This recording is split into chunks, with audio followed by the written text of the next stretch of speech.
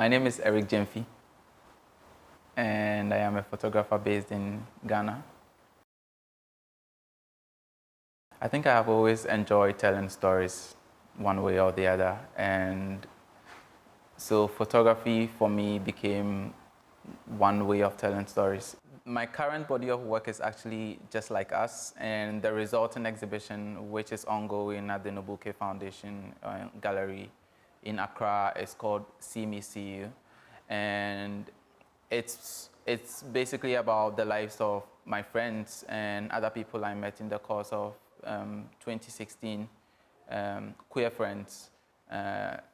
It's predominantly about their stories, about their lives, their experiences, how it's like for them living within this geographical space, Ghana, and the things they go through, was their daily lives, like how they experience life within this space. And so it's predominantly about that. My work is documentary because essentially I'm documenting real life experiences from real people.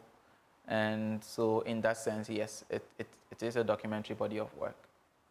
I'm super grateful to Magnum Foundation for helping me kickstart a project like this, which I only had as a proposal stashed in files under my pillows. And for helping me to start conversations like this, important conversations like this, which need to be had.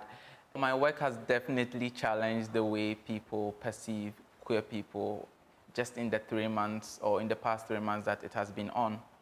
I have people coming into the space and then walking around and then asking, but where are the queer people within the exhibition? And I in turn ask them, who is a queer person and how does a queer person look like? Because essentially people have a preconceived or preconceived ideas of how queerness is represented. Another aspect of queer life that people within this space do not acknowledge, that queer people can essentially also be in monogamous relationships just as their straight counterparts. And so here you have instances of couples, some who have been in relationships for years, others who have been in relationships for just a few months. Like here you have Amma and Shana who have been in a relationship for some years. You have Kwesi and Alex shopping for groceries.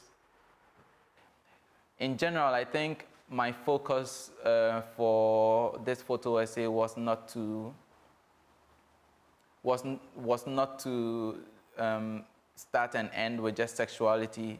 My focus was to photograph people as people first, and so sexuality just becomes a starting point. But in reality, it's just about photographing people as they are, human beings as they are, with their dreams, with their other intersecting identities, with what interests them, with what drives them, with their motivations, with their philosophies. So it was about so many things other than just photographing people's sexuality. It was about people as people first. And so with this board, I sought to, represent platonic relationships between queer people or between queer and straight people that are not sexual. So for here, for instance, you have two friends, one queer, one straight, taking a bath at a waterfall, completely platonic relationships. You have two queer friends who are just friends. You have two queer friends who just happens to be roommates and live completely different lives. My approach is to be with people, is to experience life with people. So for this project, Just Like Us, I lived with people. I lived with my friends. I hijacked their couches. I hijacked their guest rooms. I basically tried to experience whatever it is that they were experiencing as at the times I was living with them. And I lived with people for months, for weeks on end. And it was the experience of it, it was the process. It was me being there, me being a part of, me trying to learn about what it really is being queer within their specific context. This was my way of getting people, whether straight or queer, to sort of express themselves, to stake an opinion on the board. to have a conversation outside of the conversation that happens with just the images. And so I invited some of the participants of the work to write on the board. I collected some souvenirs from some of the participants as well. And then together we created the starting point for the conversation to start. And so we left sticky notes on these two podiums where people, after going through the work, can pick one, stick their opinion, stick a comment, or respond to what someone has already stuck onto the board.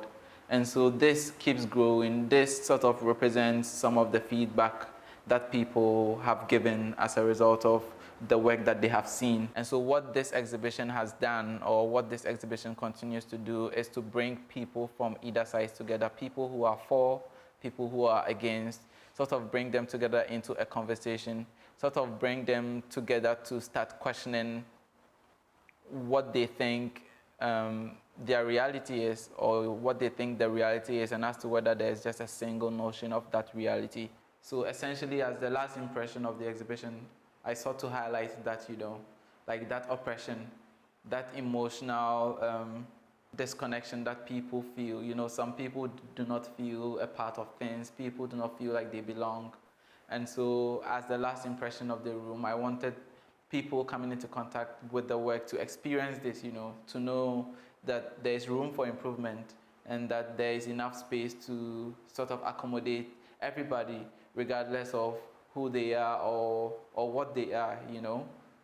This is my favorite image, or one of my favorite images from the entire body of work, because it represents what the situation really is within our space now, within Ghana now.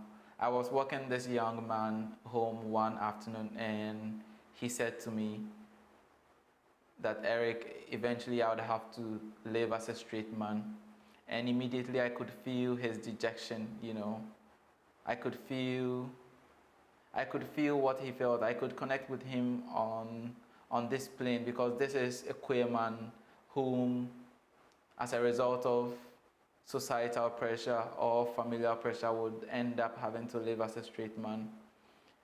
I feel these stories are important, because if they are not told, then a part of our history as a people has vanished or becomes consequently non-existent. And that is one motivation. That is a strong motivation, to see that in some years to come, our stories as a people can be told in its complete truth, or in its fullness. And queerness forms a part of our story as a people. Queer people have always existed in Ghana. And so essentially, if queer life is not documented, if queer life is also not, sort of archived, then in some years to come, bad people who would want to erase queerness can boldly say that this has never existed in our history. But then when there's record to that effect, record that states that these are visuals, these are photographs of queer people within this space, then there's no denying the fact that they existed. I'm hoping for a world where people can understand and appreciate other people's differences, their own differences, their own different experiences, and sort of find a way to live out those differences other than resorting to violence or exclusion. And that I hope for a Ghana that is more inclusive for people, regardless of their sexual orientation, their gender, or their ethnicity. Queer realities are not the same everywhere. People, depending on where they're coming from, or based on the cultural experience where they are, presents different kinds of experiences. These are the experiences of queer people in Ghana, and I hope that in the end it can contribute to the cumulative history of queer lives in the world, and that when we are looking at how queer life was lived, this experience that I'm presenting would add to the many voices that come or would essentially be coming from different parts of the world.